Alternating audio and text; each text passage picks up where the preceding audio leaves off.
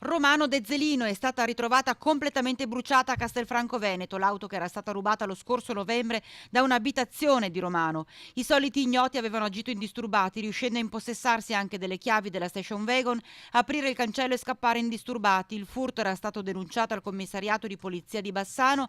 Ieri il ritrovamento del veicolo completamente distrutto non si esclude sia stato utilizzato dai malviventi per mettere a segno colpi nel territorio. Bassano torna da una vacanza e trova tagliato lo pneumatico anteriore sinistro dell'auto che aveva lasciato nel parcheggio davanti casa, un copione che si ripete per una donna di 53 anni residente in Villaggio Europa, cui già lo scorso maggio avevano danneggiato il veicolo. Non solo il suo, ma anche altri mezzi sarebbero stati rovinati. Le vittime del vandalismo non escludono una ritorsione a seguito di dissapori di vicinato.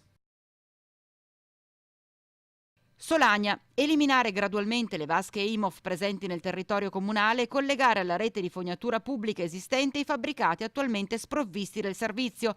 Il comune della Val Brenta, in collaborazione con ETRA, punta alla tutela e risanamento ambientale, riducendo in modo significativo le dispersioni di liquame nell'ambiente. Il progetto, per un investimento di 200.000 euro, permetterà di collegare 60 abitanti con la rete pubblica grazie alla posa di nuove condotte, pozzetti e opere di allacciamento che convoglieranno i reflui alla rete fognaria esistente e quindi al depuratore di Bassano.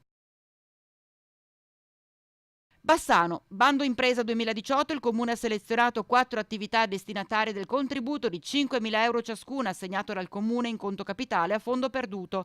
Nello specifico scelti un parrucchiere e un negozio di articoli per la casa in via Vittorelli, uno di giocattoli di via Beata Giovanna e uno di abbigliamento in via Verci. L'obiettivo dell'iniziativa è promuovere e sostenere l'economia nel centro storico.